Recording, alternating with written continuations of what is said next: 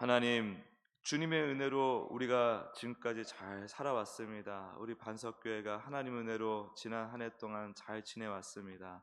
이제 올해 주께서 또 계획하신 대로 그 뜻을 받아 한 해를 우리가 사역하며 또 함께 삶을 함께 할 터인데, 주님, 우리의 뜻이 아니라 오직 주의 뜻과 계획 가운데 나아갈 수 있도록 도와주시고, 또 주님의 그 뜻이라는 것은 우리 반석교회가 이 믿음 안에서, 진리 안에서, 예수 그리스도 안에서 더욱 풍성해지고 풍요해지는 것이라 믿습니다. 주님, 우리 모든 성도들의 사업과 일이 잘 될 수 있도록 도와주시고, 하나님의 형통함을 경험하는 한 해 특별히 될 수 있도록 역사하여 주시옵소서.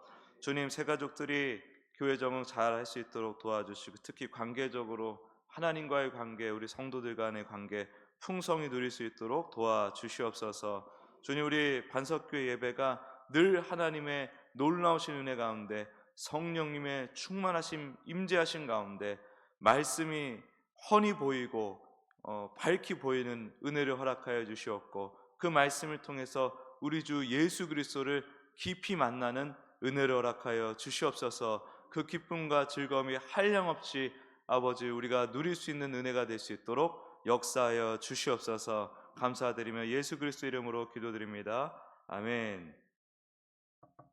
오늘 나눈 하나님 말씀은 창세기 1장 20절에서 23절 말씀입니다.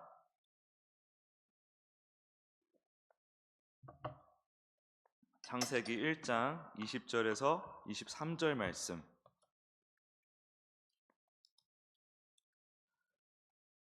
다 찾으신 줄 알고 같이 읽겠습니다. 시작. 하나님이 이르시되 물들은 생물을 번성하게 하라. 땅 위 하늘의 궁창에는 새가 나르라 하시고, 하나님이 큰 바다 짐승들과 물에서 번성하여 움직이는 모든 생물을 그 종류대로, 날개 있는 모든 새를 그 종류대로 창조하시니 하나님이 보시기에 좋았더라. 하나님이 그들에게 복을 주시며 이르시되 생육하고 번성하여 여러 바닷물에 충만하라. 새들도 땅에 번성하라 하시니라. 저녁이 되고 아침이 되니 이는 다섯째 날이니라. 아멘. 오늘 하나님과의 연결, 하나님과의 연결, 복이라는 제목으로 하나님 말씀 증거하기 원합니다. 첫째 날부터 셋째 날까지는 틀을 만드시는 작업을 하십니다. 그리고 넷째 날부터 그 틀을 채우십니다. 광명체를 만드사 밤낮으로 땅을 비추게 하십니다. 이 일은 창조의 때부터 역사의 종말이 올 때까지, 주님이 다시 올 때까지 성실하게 진행이 되어 왔고 그렇게 될 것입니다.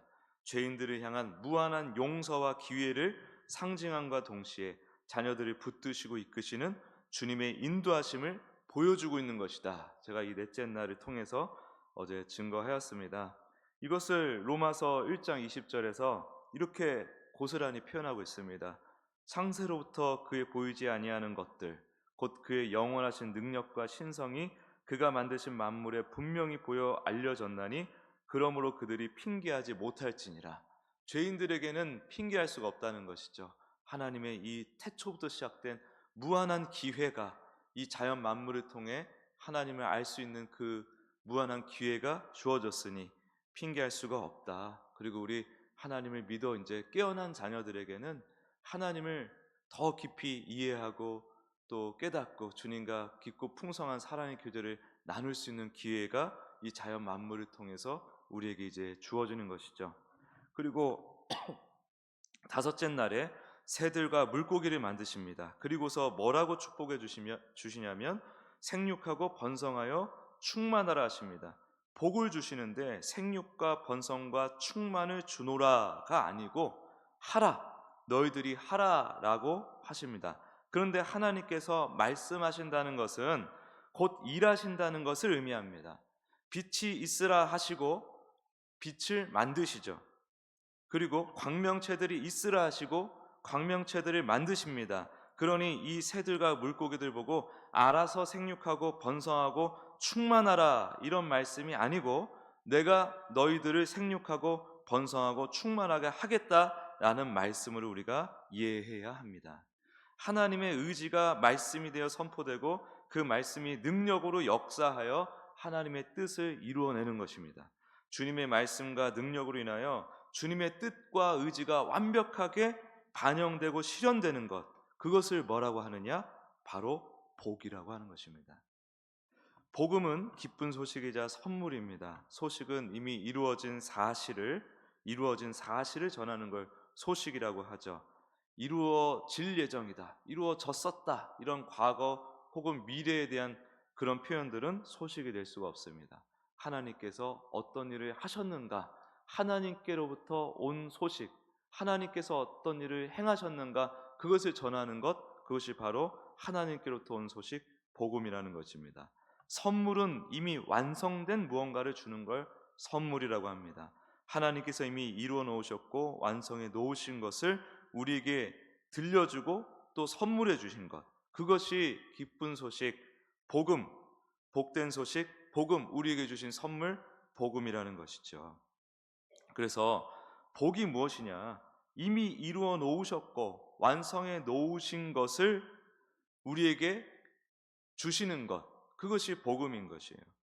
하나님께서 이미 이루시고 완성해 놓으신 것을 우리에게 주신 것, 하나님께서 하신 일, 하나님의 뜻이 완벽하게 반영된 우리를 향하신, 우리를 위한 그 하나님의 역사, 그것을 우리에게 가르쳐 주시고 깨우쳐 주시고 또 그것을 실제로 이루어 가시는 그 능력을 우리의 삶 속에서 체감하게 하시는 일, 그게 바로 복인 것입니다.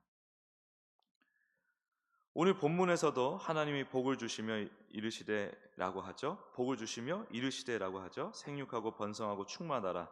그런데 복을 먼저 주시며 말씀하셨대요. 그 말씀은 생육하고 번성하고 충만하게 하셨다라는 것입니다. 그리고 그것을 말씀하셨다는 것이죠. 생육하고 번성하고 충만할 수 있도록 해놓으시고 생육하고 번성하라 충만하라 라고 말씀하셨다는 것입니다. 그것이 어떻게 드러나게 되었나요? 실제로 물고기가 번식력이 어마어마합니다.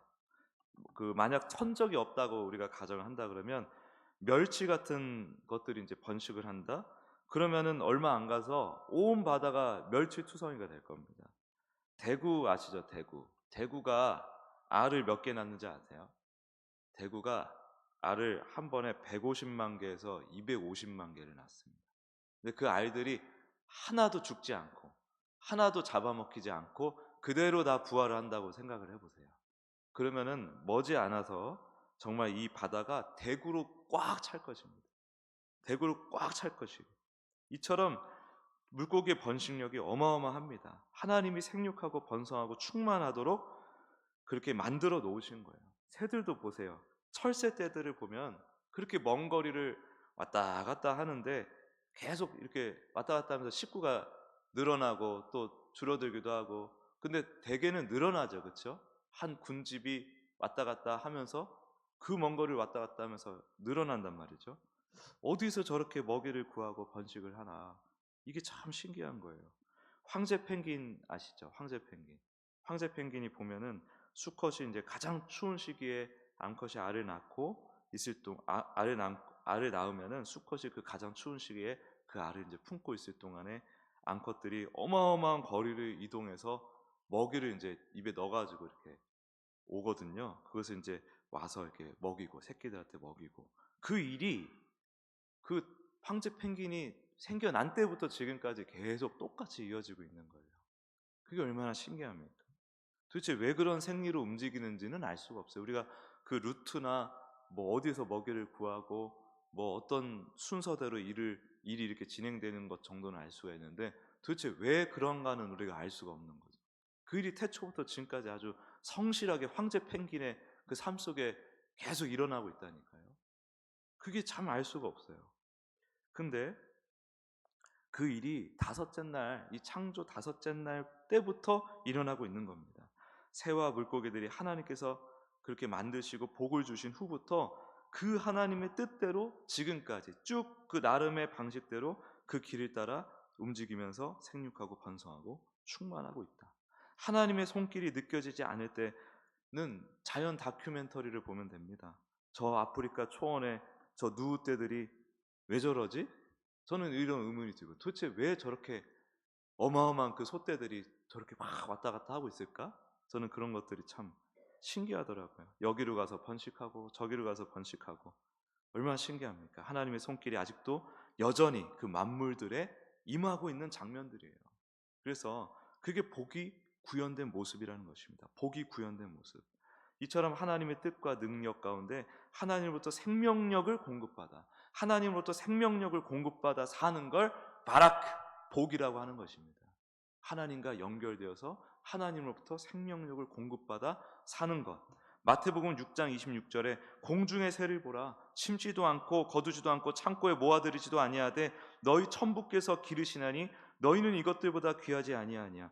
하나님의 손길에 맡겨진 삶, 이게 복이에요. 우리 그리스도인들은 오직 예수님만을 귀히 여기며 그분과 교제하며 살면 하나님께서 알아서 그 황제 펭귄 기르듯이 그 대구 번식하게 하시듯이 알아서 알맞게 살게 해주신다는 겁니다. 욥기 12장 7절을 보면요, 이제 모든 짐승에게 물어보라, 그것들이 내게 가르치리라. 공중의 새에게 물어보라, 그것들이 또한 내게 고하리라. 땅에게 말하라, 내게 가르치리라. 바다의 고기도 내게 설명하리라. 이것들 중에 어느 것이 여호와의 손이 이를 행하신 줄을 알지 못하랴. 새, 물고기, 짐승들은 다 안다는 거예요. 이 만물들은 하나님이 우리를 기르고 계셔. 하나님이 우리를 기르고 계셔. 우리는 복된 삶을 살고 있어. 그것들을 보면 알게 되어 있다는 거예요. 하나님이 모든 생물을 주의 뜻대로 기르고 계시는구나, 이걸 알게 된다는 겁니다. 그런데 이 말씀에서 뭐라고 하는 거예요? 사람만 몰라, 이러는 겁니다. 다 알아. 근데 사람만 몰라. 죄를 지은 사람, 스스로 하나님 노릇하는 인간들만 그 사실을 모르고 하나님과 끊어진 채 장님, 소경되어서 이 땅의 가치, 이 땅의 영광만을 계속 구하고 살고 있네. 그러니 알 수가 있나? 알 수가 있나? 그럼 차라리 저 자연 만물에게 배워라, 이 얘기예요. 우리가 마음이 힘든 이유 다 욕심 때문에 그런 거 아닙니까? 사실 더 정확히 말하면 우리가 죄 안에 갇힌 존재이기 때문에, 그러니까 욕심 때문에, 어떤 욕심을 내서 뭔가를 소유했기 때문에 우리가 괴로워하거나 소유를 못했기 때문에 우리가 괴로운 게 아니고, 그거는 불교에서 말하는 소유로 인한 괴로움이지만 그게 아니라 우리 자체가 그 욕심을 낼 수밖에 없는 존재라, 이 말입니다. 죄 안에 갇혀가지고. 그게 우리 기독교의 우리 죄인을 향한 시선이에요.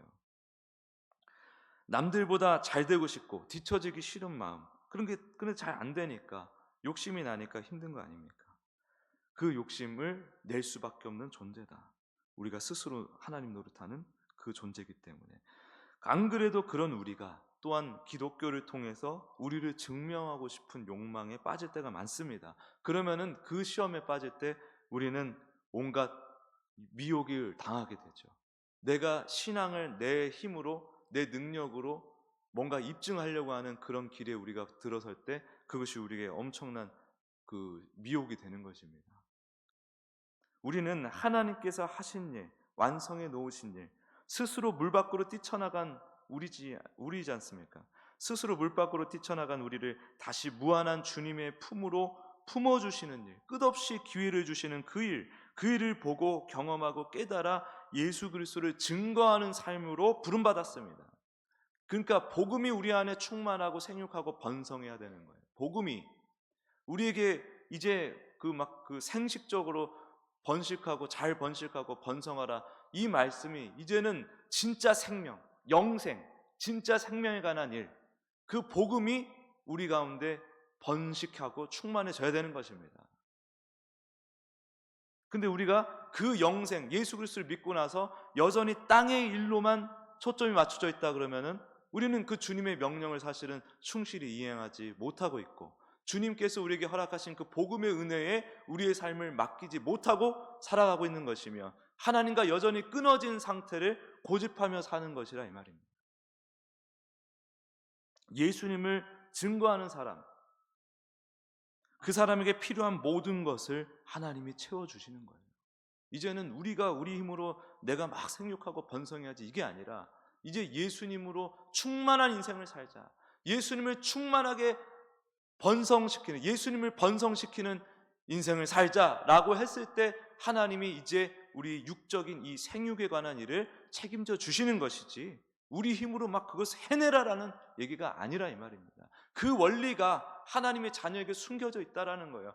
황제 펭귄처럼 하나님의 뜻대로 살면 하나님께서 그렇게 하게 만드시잖아요. 그러니까 우리에게 향하신 하나님의 뜻은 복음으로 충만하고 복음을 생육하고 번식하고 충만하게 만들라는 그 순리에 우리가 따라가서 살면 하나님께서 그렇게 되게 하겠다. 그리고 우리의 생육을 주님께서 책임져 주시겠다.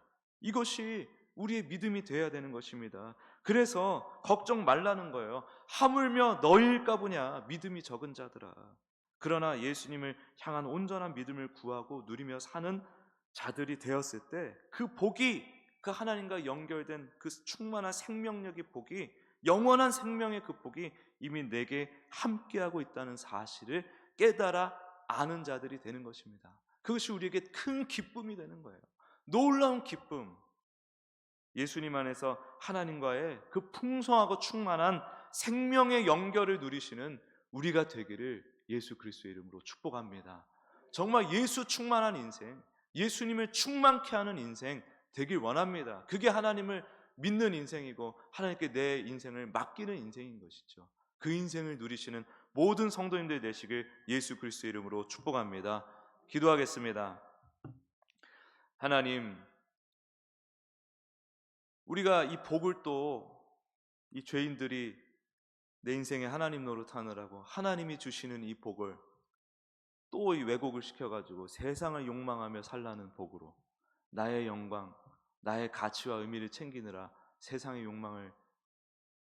욕망하며 살라는 것으로 해석하고 또 교묘하게 이 하나님으로부터 오는 복과 뒤섞어가지고 우리의 믿음과 복을 뒤섞어가지고 예수님을 만나고 나서도 여전히 죄인의 방식으로 살게 하는 이 유혹을 어찌합니까?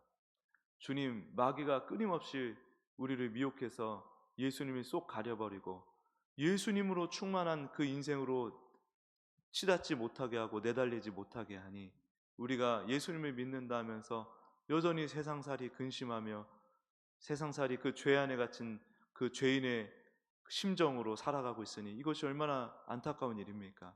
진짜 복을 누리는 하나님의 자녀가 얼마나 되겠습니까?